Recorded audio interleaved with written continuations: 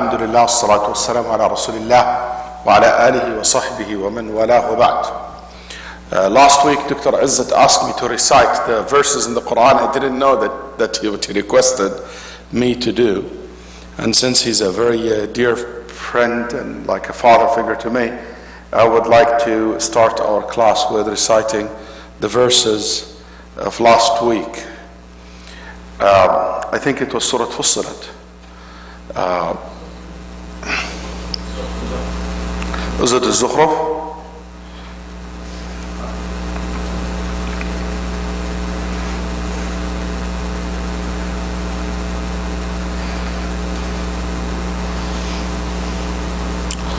طيب. أعوذ بالله السميع العليم من الشيطان الرجيم من همزه ونفثه. بسم الله الرحمن الرحيم. حاميم والكتاب المبين إنا جعلناه قرآنا عربيا لعلكم تعقلون وإنه في الكتاب لدينا لعلي حكيم أفنضرب عنكم الذكر صفحا أن كنتم قوما مسرفين وكم أرسلنا من نبي في الأولين وما يأتيهم من نبي إلا كانوا به يستهزئون فأهلكنا أشد منهم بطشا ومضى مثل الأولين ولئن سألتهم من خلق السماوات والأرض ليقولن خلقهن العزيز العليم الذي جعل لكم الأرض مهدا وجعل لكم فيها سبلا لعلكم تهتدون والذي نزل من السماء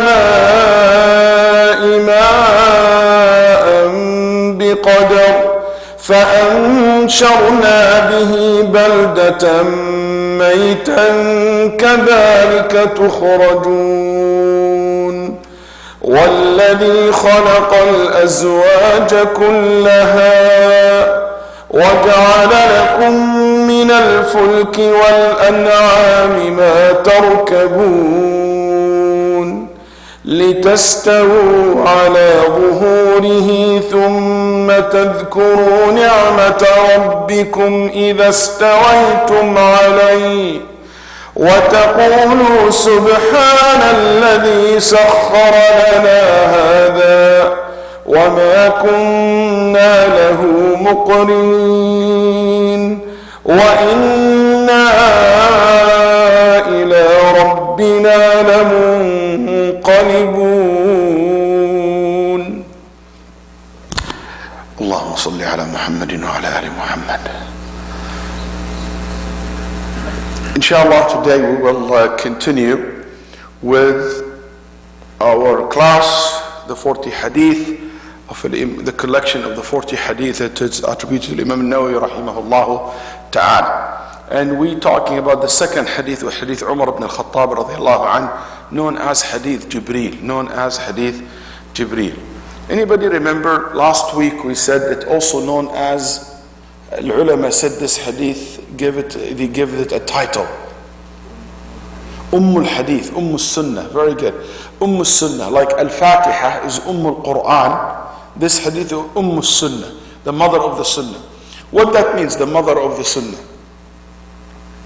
When you say the mother of the Quran, Al-Fatiha, the mother of the Quran, what that means? Yes, Doctor? Include all the aspects that anything beautiful important in the Quran, you will see Al-Fatiha tells us about it. Okay, this hadith also Sunnah. Anything you expect to read in the traditions of the Sunnah of the Prophet ﷺ, you will find something related to it, to this hadith. Same concept, even a big difference, but the same concept of the word Anybody remember there is a hadith mentioned the word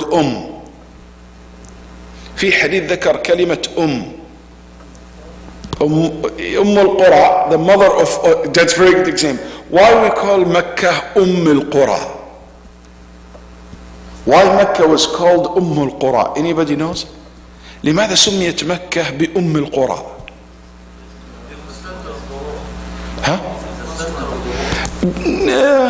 Not really because of that. Maybe that's interesting, but now these days we can think that. But in that time, and in that time during the Prophet ﷺ time, wasn't the center of the world. So why the Arab even call it al-Qura, even before Islam? Now, Ashraf, huh?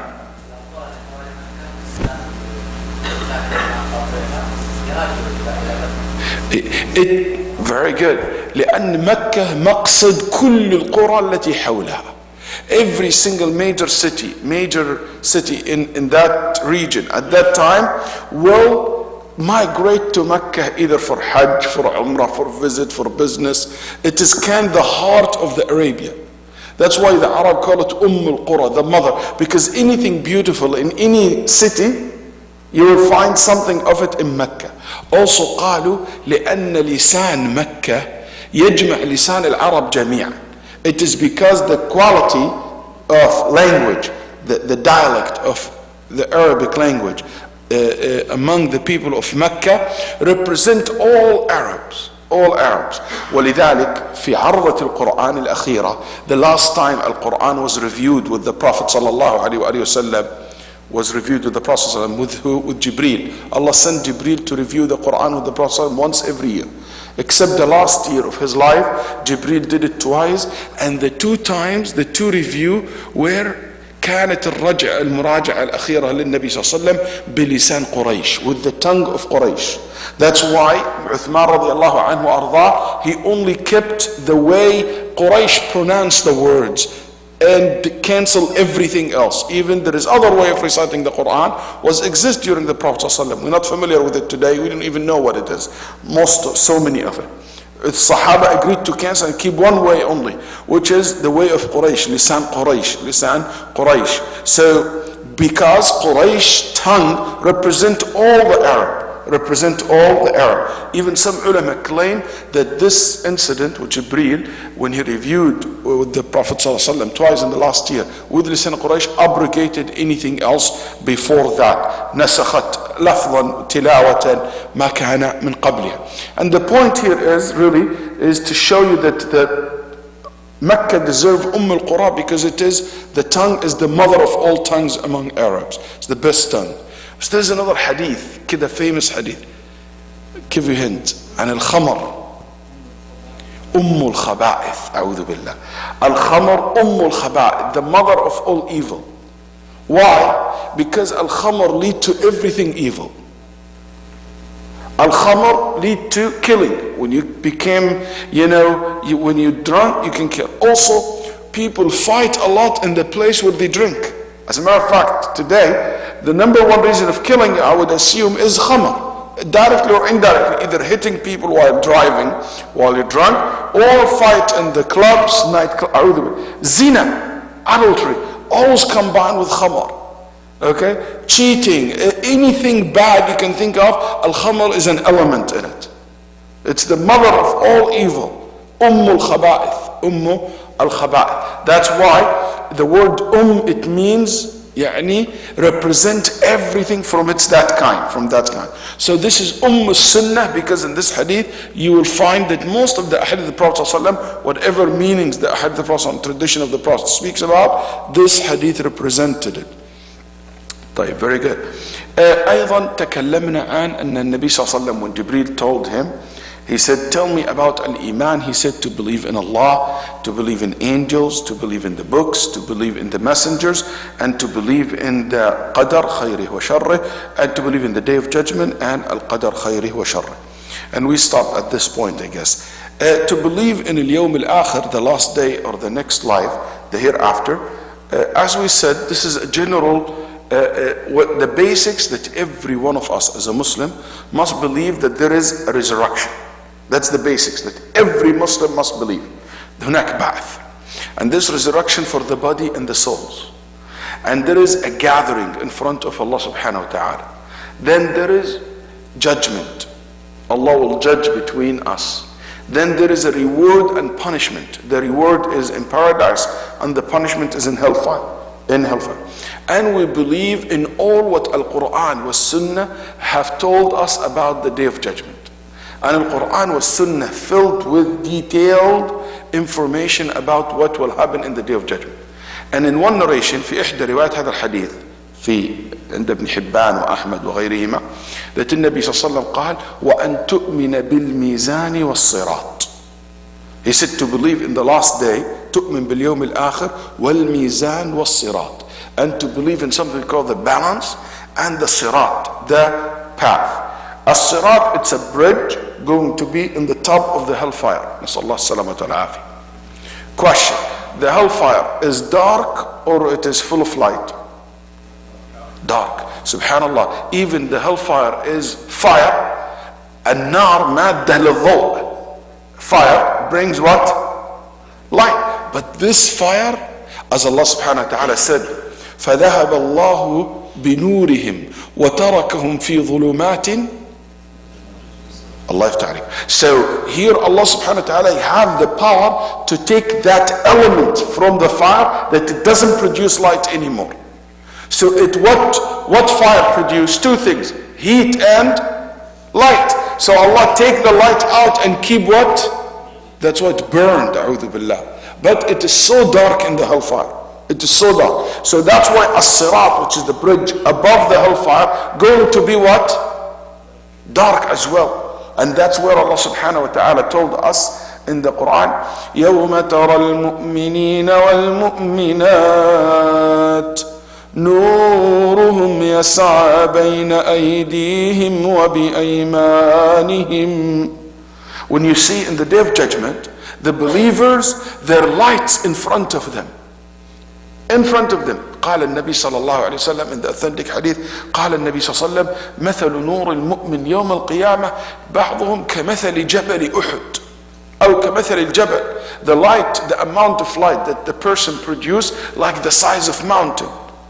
وبعضهم كالنخلة, in the size of the big palm tree. And بعضهم يعني in front of him. And some of them قال ومثل بعضهم نور يضيء ما عند أصبعه أصبع قدمه. And some of them, their light only in front of their toes. And based on how much light, also to give you how much speed you have. قال النبي صلى الله عليه وسلم, some people will cross that bridge very fast. كالريح المرسل, like the sound, the very fast wind. And some of them the light. Some of them like the strong horse when it runs very fast. Some of them will be running, some of them will be walking, some of them will be crawling. وبعضهم يزحف زحفا وبعضهم ينكس في النار يتعلق ثم يرجع إليه ويمضي حتى ينجو فناج ومخدوش ومكدوس في النار. People will fall, hold into the bridge, climb back, crawl until they survive. And some, a'udhu billah, will fall in the hellfire. So because of that light, the believer has enabled them to go. Definitely, you don't want to be stopped there, because to stop there is the heat of the fire, there is the scene of the fire. Nobody, it's not a place to stop. Everybody want to leave. So even that, it's a form of purification. If the person, his iman, his deeds not good enough, or his so many sins that needs to be purified, that's why he will not go very fast. قال الله تعالى في حق جهنم وإن منكم إلا واردها كان على ربك حتما مقضيا ثم ننجي الذين اتقوا ونذر الظالمين فيها جثيا. Allah made a promise that each and every one of you Ibn Abbas said that's a promise given by Allah, that each and every human, each and every one of us will go through the hellfire. And the only promise was given is that. But to exit from the hellfire, no promise was given to everybody. The promise only was given to the muttaqeen. وَنُنَجِّي الَّذِينَ اتَّقَوْا. The muttaqeen are the one who have been promised to save. كان ابن عباس إذا قرأ الآية بكى. When Ibn Abbas used to recite this verse يبكي. They said, why are you crying? قال لأن الله وعد القوم الجميع بالدخول وما وعد إلا المتقين بالخروج. فأنا وعدت بالدخول ولم أوعد بالخروج. كان بس يقول, I've been promised to go through the hellfire, but I will not give her a promise that I will be out from it immediately. So who can claim that, you know what, I really have the taqwa? May Allah subhanahu wa ta'ala made us, because the taqwa here, the minimum level, which is to worship Allah alone. المتقون الموحدون يعني الذين لا يشركون بالله شيئا جعلنا الله وإياكم منهم. Those who don't associate other with Allah subhanahu wa ta'ala. لأن المؤمن ليست معاله النار. المؤمن, there is no doubt, النار is not made for the believers. النار was never made for the believers. Inshallah يرجى خير للمؤمن. All will expect great يعني for the news for the believers. Anyway, also in Nabi sallallahu alayhi wa sallam said al-mizan, which is balance, which is a scale that your deed will be weighted in it. قال ابن عباس قال ميزان له كفتان ولسان ينطق على الناس. Ibn Abbas said has two sides, and the Quran support that concept, two sides. But nothing in the Quran or the Sunnah support what Ibn Abbas said later, which has a tongue and speaks. لكن لا يظن في ابن عباس رضي الله عنه أن يقول هذا من رأيه، لأن عندنا قاعدة في العلم: أي شيء يتعلق بأمور الغيب لا يدخل إليه العقل، لا يقوله الصحابي من تلقاء نفسه. We have a rule: anything related to the unseen, if the companion said it, something it's impossible for a human being to know it. It must be through Allah or His Messenger sallallahu alaihi wasallam. And the companion claim it, we say that he must heard it from the Prophet ﷺ, but with one condition: بشرط واحد، وهو أن هذا الصحابي لا يعرف عنه الأخذ من الإسرائيليات. That this companion is not known that he learned or read the books of the children of Israel, the scholars among Jewish and Christians. Why? Because after the Prophet ﷺ's death and the expansion of the Muslims start interacting with so many different communities. And a lot of Muslims start learning and studying and reading the books of the Bibles, the books of the Jews, the book of the Christians. حتى Ibn Umar لما دخل مصر, Ibn Umar, when he came back from Egypt, people claim that after war they gain money, gold, old days, like maybe some utensils, stuff like that. Can Ibn Umar يفخر, Ibn Umar so proud that what he was able to purchase and to get from Egypt, not all these unique clothes or materials or gold, لا. يقول حمل وقري بعير من الكتب. He collected 2 camels loaded with books that he purchased or copied from the children from the scholars, the Jewish and the Christian scholars in Egypt at that time. And he was so proud of that he get access to read and to educate himself more. So some Sahaba known that they narrated a hadith from Bani Israel. So in this case, we say there is 2 possibilities. Maybe he heard this from the Prophet, or maybe he read it in Bani Israel, from the Christian or Jewish scholars.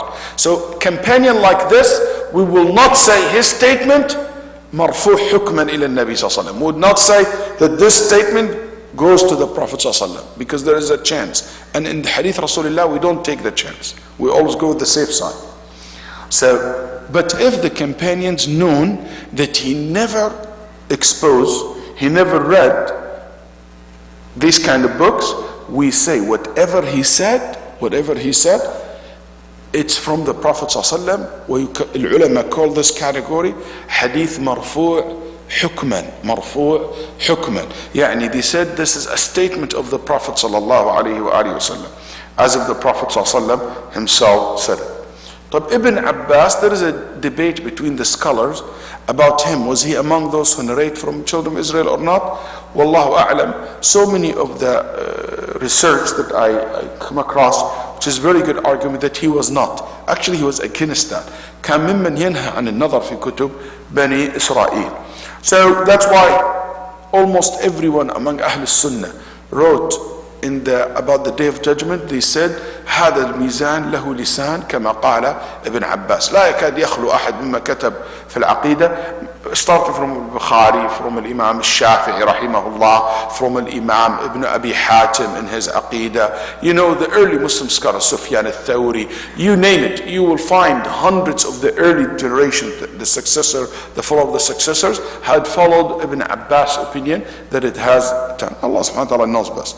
Anyway, this mizan is made to weight our deeds. Why Allah subhanahu wa ta'ala will have a mizan for us in the Day of Judgment? لأن في ناس طمس الله على قلوبهم وعلى أبصرتهم من الجهال من أهل البدع كالخوارج والمعتزلة.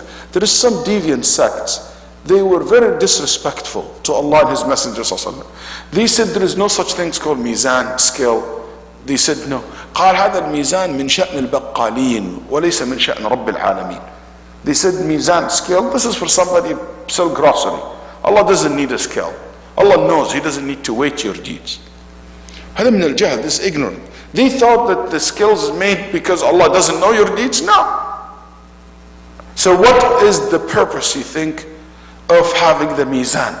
What do you think is the purpose of having the scale? Huh? First, al-mizan is simple for justice. That's one. Two, it is to show you with your own eyes. Yani no matter how you trust me, if I tell you do this or that, that's the rule. I want to see the evidence, that's right. Even if you go to the most just ruler and he just passed the judgment, you'll say, where is أين حيثيات الحكم? Based on what you did that? What else? Showing the record shows the ability of Allah to bring every details of your deeds. It shows the might, the power, the ability. تبين قدرة الله في إحصاء كل ما عملت وجعله شيء يوزن رغم إنه شيء, your deeds are intangible, but transferred to something that can be show the might and the power and the ability. قدرة الله سبحانه وتعالى. What else? Yes.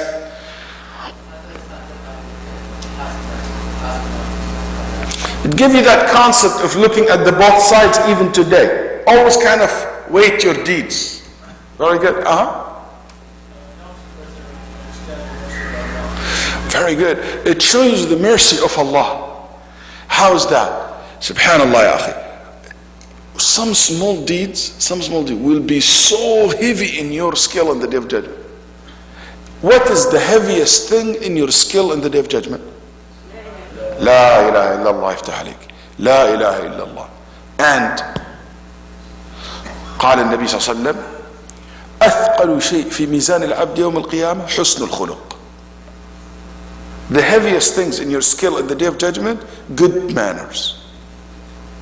That nice etiquette, that respect that you show to your parents, the respect that you show to others, the gentleness, the being polite, nice to your kids, nice to your wife, nice to your spouse. These simple things, النبي صلى الله عليه وسلم أثقل شيء في ميزان العبد يوم القيامة. Also, النبي صلى الله عليه وسلم said, سبحان الله العظيم وبحمده. It is so heavy in your skill on the Day of Judgment. And he said, Subhanallah walhamdulillah tamla'ani al-mizan. It will be enough to fill up your skill with so much good deeds in the Day of Judgment. So it shows the mercy of Allah, how some small things will be multiplied and become so big, while the big sin will still remain one sin. I have my theory كذا. And it's not my theory. Something I always say. And I believe الذي يدخل النار is a such loser. خسر خسرانا مبينا. هذا واحد. اثنين لا يدخل النار إلا فعلا الفاشل. they must be so bad. Why? Because one hasana 700 ضعف. يعني if you're not among those who will multiply to 700 because these they are the great Muslims or good Muslims, but any by default 10 times. يعني 700 هذا لمن حسن إسلامه. الإسلام حسن يضاعف 700. الإسلام مو يعني في الكمال. If you don't reach that high level of iman, it by default 10 times. If your Islam is perfect, by default 700 times. So let's go with the minimum 10 times. And the one bad deeds, it's one single one. والسيئة بمثلها. يعني 1 to 10, you must be too bad really to go to hellfire. That's why I said the one who really go to, he really deserve it. Because there is nothing more Allah subhanahu wa ta'ala I can think of can offer you of mean of surviving. Of mean of surviving. لذلك رحمة الله عظيمة يا أحبابنا. Allah subhanahu wa ta'ala's mercy is so great if you just think about that. But that greatness of His mercy should motivate us to act.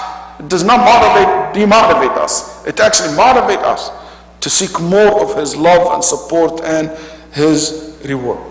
Anyway, so that's part of the Day of Judgment and what we believe in. And al-iman bil-qadar khayrihi wa sharri. And to believe in al-qadar, whatever Allah have decreed upon you, the good and the bad of it. And it is a good and a bad from your perspective. هو خير وشر من جهة العبد. But from Allah, everything is great. Everything is good. Allah subhanahu, as the Nabi sallallahu alayhi wa sallam said, وَالشَّرُّ لَيْسَ إِلَيْكَ وَالْخَيْرُ بِيَدَيْكَ. Evil will not be attributed to you. Only good in your hand. Because even if it looks bad to us, there is a great wisdom behind it. وَلِذَلِكَ مِمَّا اتَّفَقَ عَلَيْهِ أَهْلُ السُّنَّةِ. One of the things that Ahl Sunnah agreed upon, أَنَّهُ لَا يَقَعُ فِي أَفْعَالِ اللَّهِ تَعَالَى. That it will not happen, that Allah will do anything. That's something agreed upon. I don't know any disagreement among Ahl Sunnah about the following statement. لا أعلم في هذه المسألة خلاف مطلقا بين أهل السنة. That any one of Allah's actions, it will never, there will never be in it bad more than good, nor bad 100%, nor bad equal to good. لا يقع في أفعال الله فعل واحد يستوي فيه الخير والشر، أو يكون الشر أكثر من الخير، أو يكون شر محض. I'll say that again. None of Allah's action, none of Allah subhanahu wa ta'ala's qadar, that the evil in it 100% or more evil than good, or the evil equal to the good. بل أفعال الله كلها إما خير محض أو خير أكثر من الشر. It is either 100% good or the good in it more than the bad. The good that comes out of it more than the bad. That's something agreed upon by Ahl Sunnah. If you think about that, that's make you, your iman in al-qadar, it is something just unbelievable. It make you know that Allah subhanahu wa ta'ala, no matter what you see, looks so bad, looks so evil, looks so hard, it never meant for anything but to make it good for you. And it's up to you how you respond to it. How you respond to it. Also, part of al-iman and al-qadar, to believe that Allah knows everything. And Allah willed everything. And Allah subhanahu wa ta'ala created everything. And also, it helps you to understand that the importance of differentiating between what Allah will and what Allah loves. These two different things. هناك فرق بين ما يريده الله وما يحبه الله. What Allah loves is different, not necessarily same as Allah wills. Will and love شيئان مختلفان, two different things. المحبة والإرادة شيئان مختلفان. So Allah subhanahu wa ta'ala might will something, but He doesn't love it. Allah يريد شيء لكن لا يحبه. For example, Allah subhanahu wa ta'ala willed, and this is His will, that there will be kafirs, disbelievers. There will be shaitan. But does He love that? No, He doesn't. So how He willed it? For a wisdom, for a reason. Allah subhanahu wa ta'ala allowed that cancer, a'udhu billah, strike you or one of your family, one of your loved one to die. Does he love that? No. So why he allowed it? For a wisdom, for a reason for it. Okay? So that will is basically happen because of a wisdom, because of a reason behind it. And sometimes he might will something and he loves it. Like you praying Maghrib in congregation. You read the Quran. He willed it and he loves it, and it happened because he willed it, subhanahu wa ta'ala. أحبه وشاءه subhanahu wa ta'ala. And sometimes he might not will it, but he loves it. He would love to see everybody a believer, but he never willed that. That's right? That's right? هو يحب أن يرى كل الناس مؤمنين لكن لم يرضى لم يأذن بهذا لم يرد هذا. Also, sometimes he doesn't will it and he doesn't love it. Everybody became kafir, which has never happened because he never willed it, and it's something he doesn't love. Is that too much? Got lost? It's 4 possibilities. 4 احتمالات between love and will. The point is just differentiate between these two. Also, we know that Allah subhanahu wa ta'ala, whomever he guides, and the guidance of Allah subhanahu wa ta'ala, it is through 2 ways. One, explaining the haqq to you. Number two is to open your heart for it. And Allah subhanahu wa ta'ala guided everyone, in a sense, he explained to them what's the truth. And guide, opening the heart, this is something in the hand of Allah subhanahu wa ta'ala, and it is based always in your reaction, in how you act. So if you come to Allah, Allah comes to you. You turn away from Allah, Allah subhanahu wa ta'ala leaves you for yourself. That's how it is. Once كنت في مسجد الفاروق. So a sister came to me after the salat, one of the salat, and she said, Sheikh, أنا ربي ما هداني. She said, I'm not guided. I said, why? I said, can't you see? Can't you look at me? Do I look like a guided person to you? I said, yeah, you're in a masjid. I mean, you came to the masjid. She said, no, I don't wear hijab, I don't pray regularly, I don't do this, I don't do that, I do a lot of evil things, I date. She said, hold on, okay, what's the point? She said, I'm not guided. I want to be guided, but I said, Allah subhanahu wa ta'ala guided you. She said, why? Can't you see me? I'm not guided. I don't behave like one. I said, he guided you, he told you what's the right and what's the wrong. She said, yes, I know what is right and what is wrong, but I want to guide it to be able to do it. He said, go ahead and do it. She said, he doesn't want me to do it. I said, how? She said, yeah, I tried, but I don't. I said, okay, you now go. She said, you don't even pray. I said, you go, put hijab on, go to Dar es Salaam, they sell hijab. If you want, she picked the issue of hijab. She's the one who instantly. Or let's pray. Go. I'm not going to pay it for you. You go purchase your own. She looked at me and she said, go. If now you want to go and Allah send thunderstorm and light comes and strike you, burn you in your place, or you move and Allah turn you to be a piece of rock or a piece of ice, I will know Allah doesn't want to guide you. Let's see what's going to happen to you. Then she said, but I said, no buts. You know what? Just say it. You don't want to do it. Don't put it on Allah. Don't tell me Allah didn't guide. It's you don't want to do it. It's you don't want to make sujood. It's you don't want to make wudu right now to pray. It's you don't want to make that declaration. So that's why it is very important to understand. Part of Iman al-Qadar, أن نؤمن أن الله هدى الناس جميعا يعني بين الحق. He explained the haqq to everyone. And as for opening the heart, it is based on how you react. Allah وَمَا رَبُّكَ بِظَلَّامٍ لِلْعَبِيدِ. Allah would never be unjust and unfair with anyone. Subhanahu wa ta'ala. طيب. Then the hadith goes and he said, tell me about ihsan.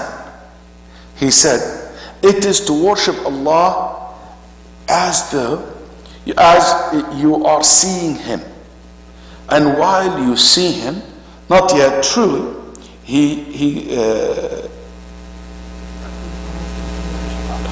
قال أن تعبد الله كأنك تراه. To act, to worship Allah subhanahu wa ta'ala as if you see him. And if you don't see him, he sees you. فإن لم تكن تراه فإنه يراك. الإحسان, النبي صلى الله عليه وسلم did not give pillars for it. ما جعل له أركان. Like Iman, Islam has pillars. Salah, Zakat, Hajj. Here, believe in Al-Qiyamah, Qadar. صح? الإحسان did not mention pillars. He talked about the essence of al-ihsan. What is the ihsan really means. And every one of us as Muslim, we have a level of ihsan, by the way. لا يوجد مسلم إلا عنده قدر من الإحسان. Every Muslim has what level of ihsan, the minimum of al-ihsan, which is we all do things for the sake of Allah. صح? That's right. All Muslims, we say لا إله إلا الله for Allah subhanahu wa ta'ala.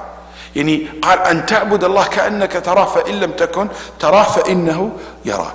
But the highest level of al-ihsan is to go up to the level that the Prophet ﷺ now mentioned, which is include two things. انتبه. النبي صلى الله عليه وسلم أشار إلى مرتبتين. He mentioned two levels. Most of human beings, most of the believers have one of them, but not the other one. What are the two levels?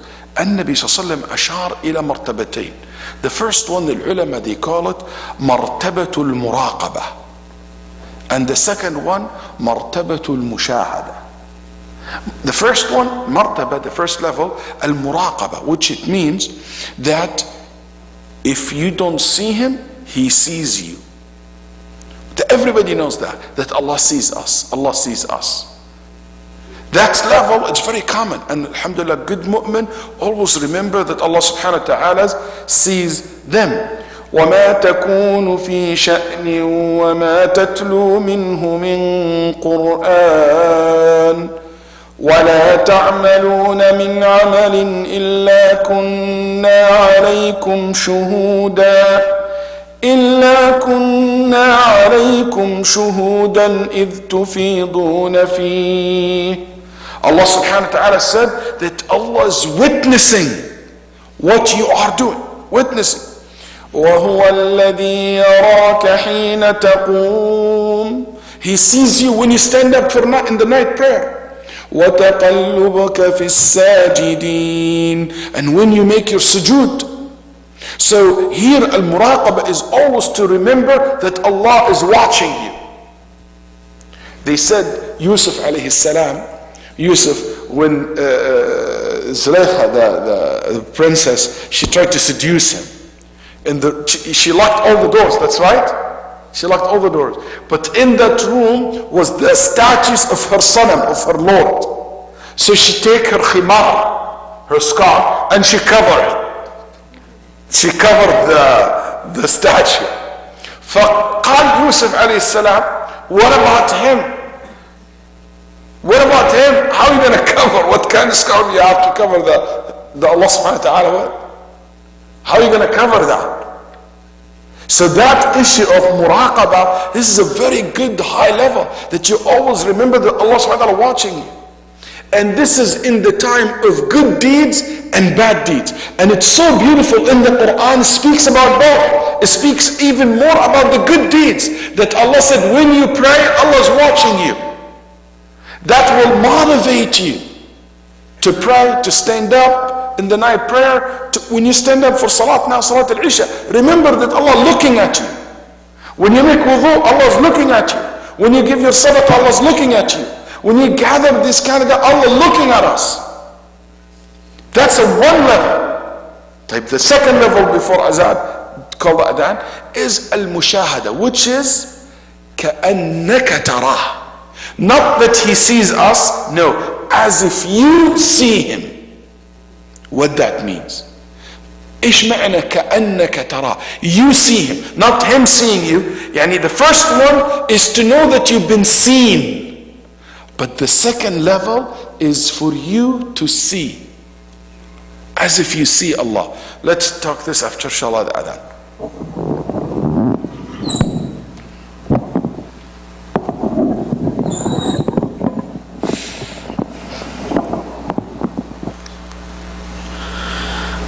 الله أكبر الله أكبر الله أكبر الله أكبر أشهد أن لا إله إلا الله أشهد أن لا إله إلا الله أشهد أن محمدا رسول الله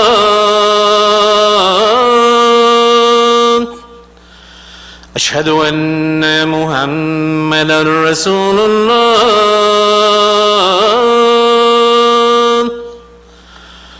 حي على الصلاة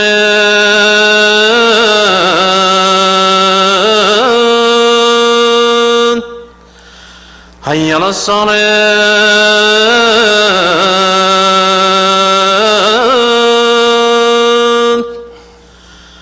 حي على الفلاح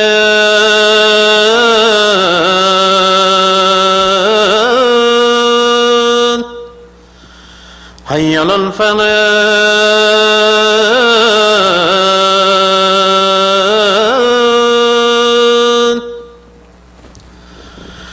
الله أكبر الله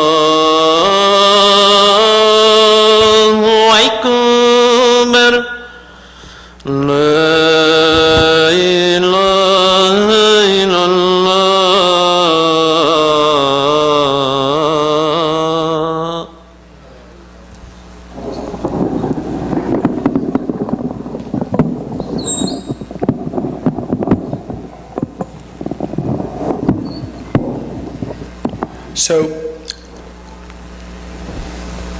So this level is to see Allah subhanahu wa ta'ala in your life.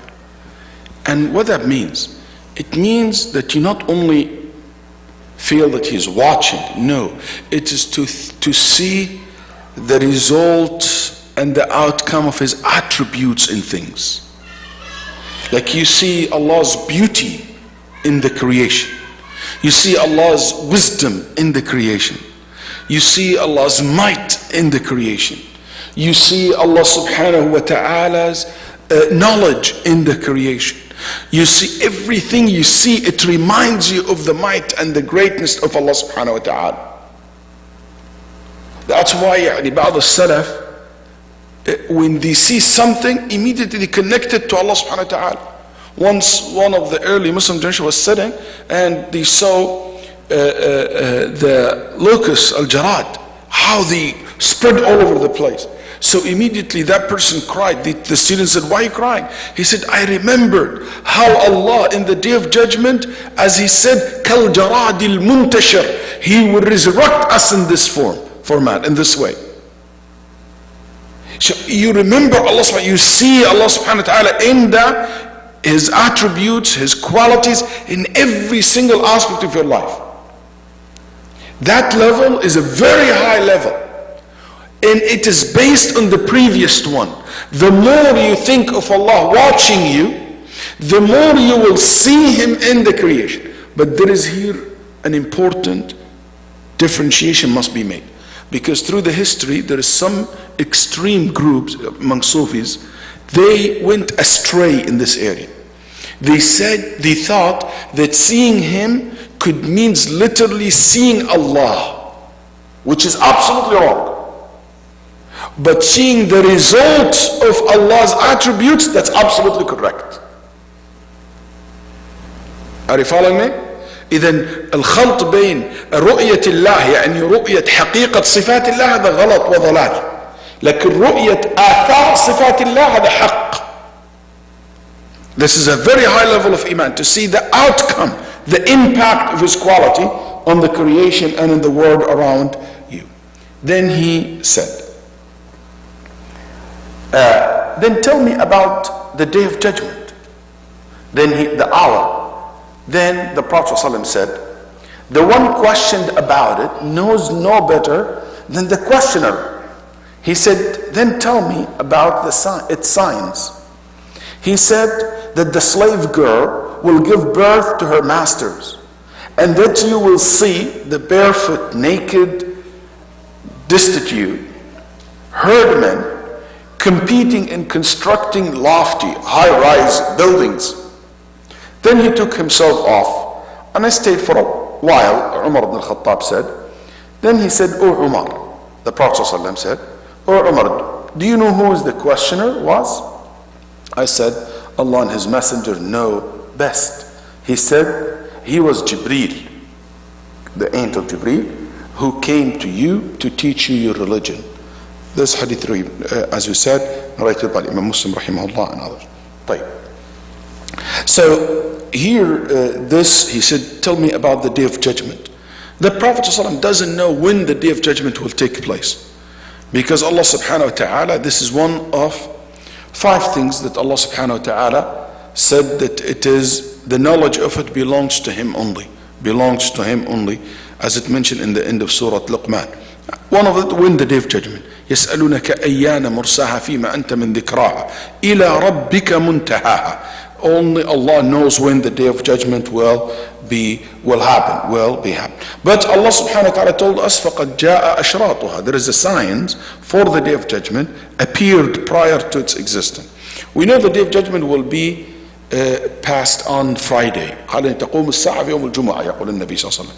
But which Friday we really don't know. We don't know.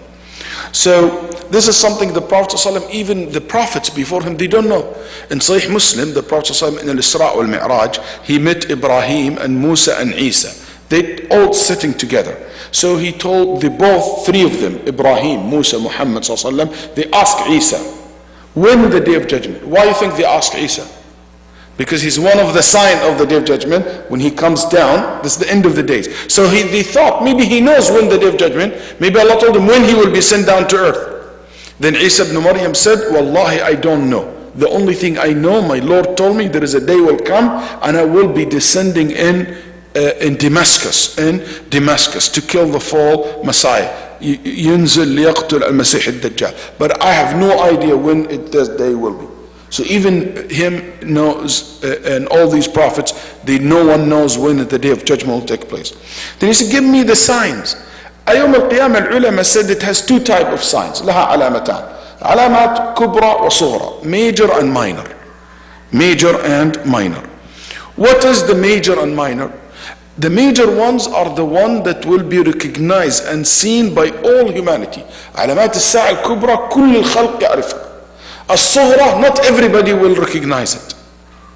Minor, because not everyone will recognize it.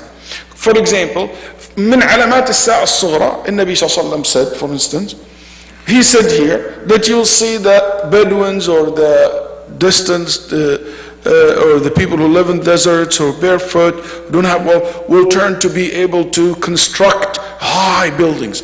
Who's today think of these high-rise buildings that you see in the Arab Peninsula and other places in the world where people used to live very simple life, and now they have high-rise and big buildings? Who think of it as one of the signs of the Day of Judgment? Anybody?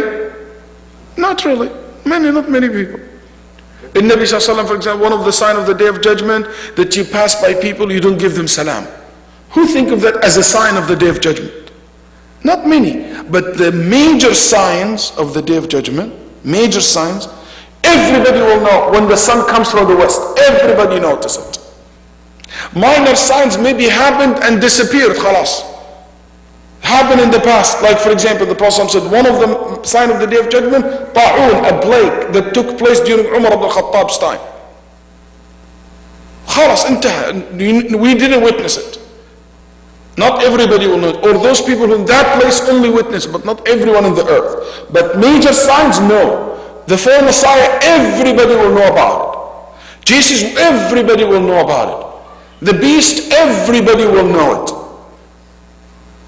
And so on. So that's the difference between major and minor. ذلك قلنا كبرى وصغرى. كبرى كل الخلق يعرفها. صغرى ليس كل الخلق يعانيها.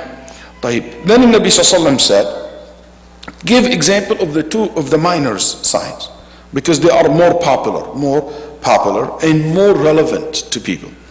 He said to see that the mother will give birth to her master. What that means, to give birth to her master? Al-ulama said it is one of the signs that there will be too many women taken as slaves.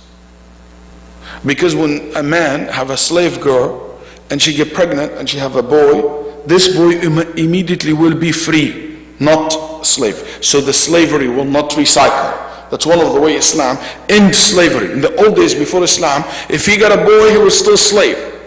But the Islam want to stop that circle. If she got a child, the child is a free immediately, a free person, a free child. So one of the way to break the cycle. So they said, it means that so many mothers will give birth to so many of their masters. Like she stays slave, but her son or her became a free man. And some ulama said this happened during the conquered, al-Futuhat al-Islamiyya, when the Muslim conquered so many countries, Iraq and Syria, North Africa. People had so many slave girls to the women, and they gave birth to so many free men, and these women became free later on. They said that was a sign that too many will happen. That's one understanding. And this opinion was mentioned by Imam Ibn Rajab rahimahullah ta'ala. But Al-Hafidh ibn Hajar chose another interpretation. He said this is a metaphorical speech. قال هذا فيه نوع من الاستعارة أو الكناية. And it is a metaphor. It shows that the children will treat their mothers like slaves. Children will treat their mothers like slaves. Yani the mother cook and clean and do everything like she's a slave at home. And no appreciation. No thank you, no support, nothing. And subhanAllah, sometimes I see, and when my kids treat my wife so bad and abuse her, I said, تَلِدُ الْأَمَةُ رَبَّتَهَا. Yani just like as if she's a slave to them. Which is very rare to happen from my kids, Amallah khair, but yani, just because I have some of them witnessing the class, so I don't be in trouble. Okay. No, you guys good, mashallah. So that's one of the opinion that means abusing the mother and not respecting the mother. And that also goes very well with the concept of people's behavior change. It's a change of behavior. Okay, became bad, worst. Even the mother, the more respectful thing, became something disrespectful. Then he gave another example. When you see the Bedouins, the people who live in desert, they will start hufat, urad, they barefoot, they have nothing. Things change and they start having lofty, fancy, high-rise buildings. And that shows you that there is so much wealth, that the wealth will not be only in the hand of the people of the city, but also reach to the people in the desert. Also, it means, Al-Qurtubi rahimahullah said, that shows you, استيلاء أهل البوادي على أهل الحواضر وهو من بلاء هذا الزمان. يقول القرطبي رحمه الله. He said that is, you show that the people of the desert who distance, who not civilized, they will come and control the cities and be in charge of the cities. Yani not necessarily they build high-rise, they take over. High-rise represents cities. Are you following the understanding? So these Bedouins, those people who are not civilized, they will come over civil societies and take over it. And you can say this happened in so many times in the history. It has not to do with the Bedouins in Arabia. It has to be with any uncivilized community. You can call this about some of the uncivilized European tribes who take over civil societies. What is the problem with that? They said because when they do that, they corrupt the siyasat. And some said no, which is, I don't agree with that interpretation. The second one is more strong, which is they build very big buildings, which it means they transfer the lifestyle from being Bedouins following the range to a more civil, stable society and community. Too much money, too much attached to the dunya. Because high-rise building shows you so much attachment to the dunya. And Nabi Sallallahu Alaihi Wasallam said, كُلُّ عَمَلِ بَنِي آدَمْ يُؤْجَرْ عَلَيْهِ إِلَّا الْبِنَاءِ. Everything you can be rewarded for it except construction.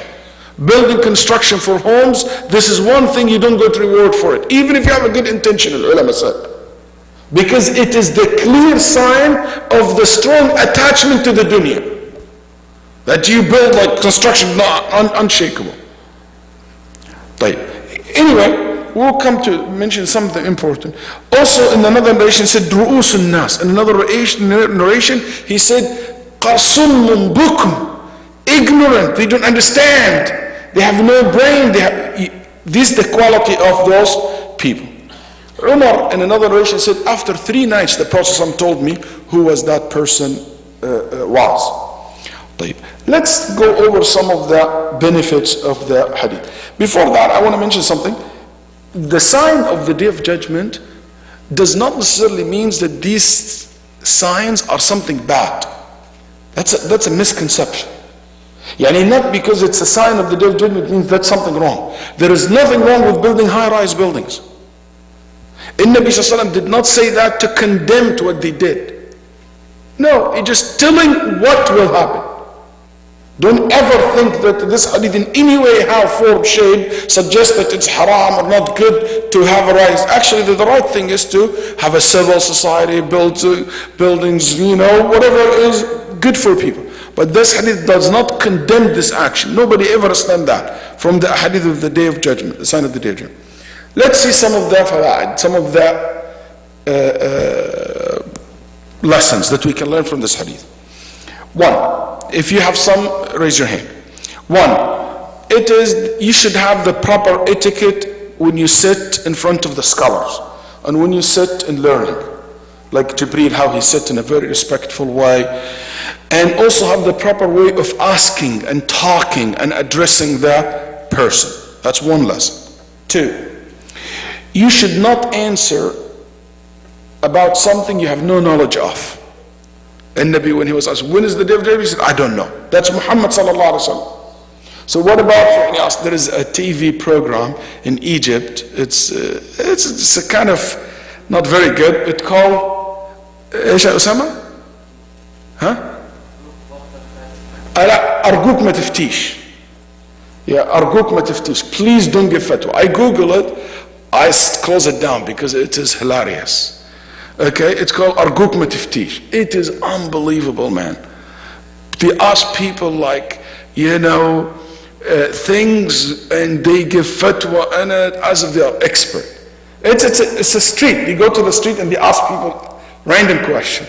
Okay, like who the one who wrote Facebook? Facebook kitab, who's the author of this book? People give fatwa, oh, this is a German guy, stuff like that. It's a hilarious program, but it's really bad. So don't answer about something you have no knowledge of it. Even Muhammad said, I don't know. يا بردها على الكبد يقول علي بن أبي طالب إذا سئلت عما لا تعلم فقلت لا أعلم. What a sweet thing to say, I don't know, when you don't know. Type number 3. Asking questions, one of the best way learning. يقول عمر بن عبد العزيز أن ملاحاة العلماء والرجال أعظم طريق للعلم. Asking questions, the best way to learn. The best way to learn. Ibn Abbas said, I learned the knowledge بلسان سؤول وقلب عقول. I always ask questions. Number 4, it is very important for the person to take care of his look. Jibreel didn't come in a messy look. Clean clothes, his hair was well fixed. الإنسان يعتني بمظهره. Part of what is Islam want us to look nice, to look civilized, to look organized, not messy. That's why the Prophet said, if you grow a beard, you grow hair, قال من له شعر فليكرم. Take care of it. Take good care of it. طيب. Also, علم الغيب مخصوص بالله. The unseen is only in the hand of Allah. No human have access to it. It's not like some a'udhu billah, deviant and extreme groups. They claim that some of their imams, some of their saints, they know the unseen, they control the unseen. إذن حتى يقولون عبد القادر والسيدة نفيسة وسيد الإمام الشافعي عندهم الله وكل إليهم يوم القيامة. They control the Day of Judgment and they can. All these extremes are not acceptable. Also, ask about what is beneficial. Ask about what is beneficial. That's why when he asked when the Day of Judgment, immediately he changed the question by telling me about the signs of it. Ask good questions. Don't ask, some people ask very weird questions. مرة الإمام الشعبي, somebody told him, what is the name of Iblis's wife? قال ما اسم زوجة إبليس؟ قال هذا عرس ما شهدته. Said I wasn't inviting to the wedding. And they did not invite me to the wedding. يعني Imam Ahmad once was leaving the masjid, somebody asked him, tell me, Ya'juj wa Ma'juj, Muslim or not Muslim, we give them da'wah, give da'wah to Ya'juj wa Ma'juj. Then Imam Ahmad said, what do you say when you leave the masjid? He said, I don't know. What do you say when you enter the masjid? He said, I don't know. Then Imam Ahmad said, عن مثل هذا فسأل. Ask about things like this. Ask about something beneficial. طيب. Also, it's very interesting to know how the community know each others. They immediately recognize him as a stranger. That's right. Who is this person? Nobody knows him. It's a very good quality for us as a community when we see someone who is new. And I know that there is somebody among us now new, just for the last 2-3 days, who is in the community. Go and ask him. Tell him, hey, I just saw you. Who are you? It's a very good quality among sisters. You see someone you didn't know, ask who this person is. Wallahi, sometimes I feel I'm very bad in names, but at least I know everybody. If I don't remember the name, at least by the face. But you know what, sometimes we just don't care. That's not how we should. لازم واحد نسأل بعضنا البعض يعرف بعضنا البعض. We welcome each other. That's something you see it in the hadith when they said nobody knows who he is, this man. Also, تواضع العالم. العالم should be humble, especially with those who ask questions, and you should not be angry if they ask you, like Jibreel said, you said the truth. He didn't say who you are to tell me I said the truth. Yani be patient with people. I remember one of the mashayikh, a man came to him and he said, this man was so confused because so nervous. The sheikh has mashallah hayba, respect. Then he said, Ya برعصي لو طاح الشيخ بالمويه وش يصير? He want to say, Ya sheikh لو طاح البرعصي بالمويه وش يصير اتوضا منها.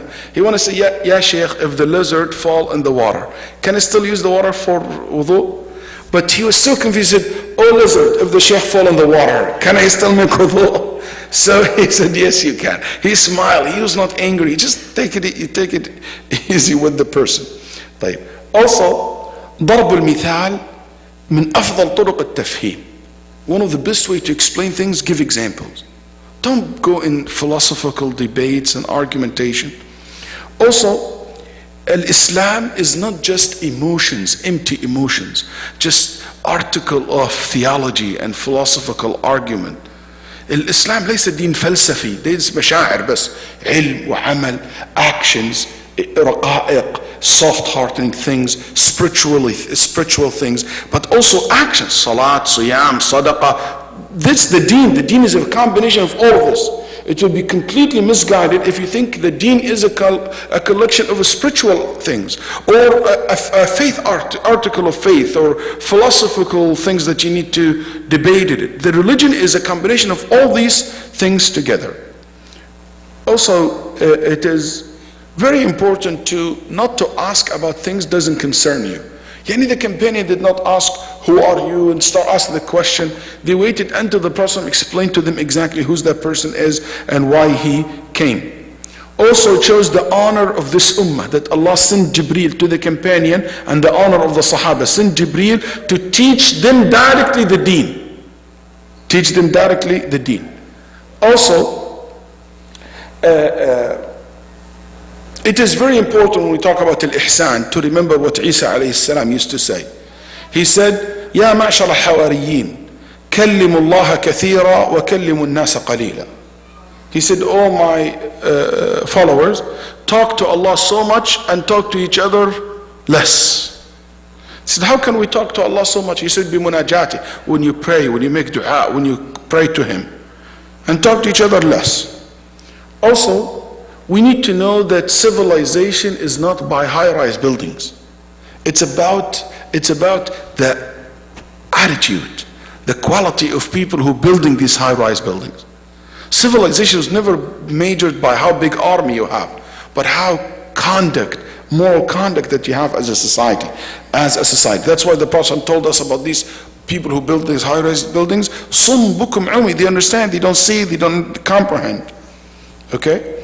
Also, it shows you that this hadith shows you the dangers of the end of the days, which is definitely we are part of this period, the end of the days, certain extent, that people change. And one of the worst change can happen, that the family relation would be broken apart into pieces. And you see how the people treat their mothers. Also, we learn from this hadith, not every sign of the Day of Judgment, it is a condemned, it's something condemned by the Sharia, condemned by the Sharia. Last one, it's very interesting. Al-ulama made a comparison between An-Nabi Sallallahu Alaihi Wasallam and Adam. An-Nabi Sallallahu Alaihi Wasallam and Adam. And the angels and Jibreel, the angels with Adam, what Adam taught the angels and what the Prophet ﷺ taught Jibreel. They said Adam and Muhammad ﷺ, مقام النبي صلى الله عليه وسلم في هذا الحديث أعلى من مقام آدم في ذلك الوقت.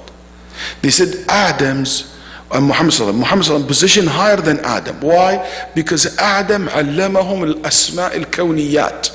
Adam taught them the names of things of Allah's creation. But Muhammad ﷺ taught Jibreel the religion. And the religion is more higher, more honored in Allah's eyes than this information about names of the creation, the planets, the stars, the animals, whatever he taught them, whatever the names were.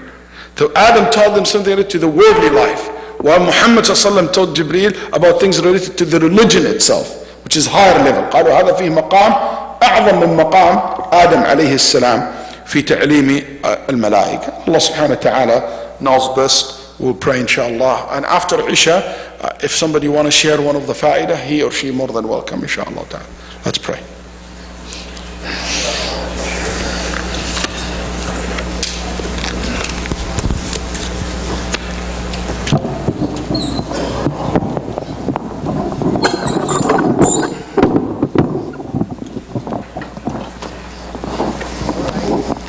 Allahu Akbar, Allahu Akbar. أشهد أن لا إله إلا الله. أشهد أن محمد